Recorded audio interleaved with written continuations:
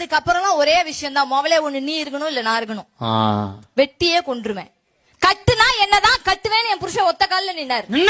சத்தியமாங்க, just 6 months தான் ஆகுது கல்யாணம் ஆகி. 6 மாசத்துல இப்ப சொல்றாரு வெட்டுனா ஒன்னதான் வெட்டுவேன். ஓவரா பேசிக்கிட்டு தெரியுறியாமே. 6 மாசமா? யார் கல்யாணம் ஆகி 6 மாசம்?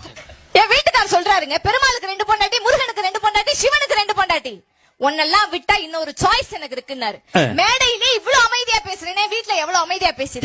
தெரியுது. நான் சொன்னேன், பாஞ்சாலி தெரியுமா திரௌபதி, 5 புருஷன் எனக்கு இன்னும் 4 சாய்ஸ் இருக்குன்னு. அதோட வீட்டுல பேசாம தூங்கி இருப்பானே. கரெக்ட். பேசக்கூடாதுங்க. எனக்கெல்லாம் என் மாமியார் மாமனார் விட என் புருஷனுடைய மாமியார் மாமனார் தான் அவ்வளவு பிடிக்குங்க.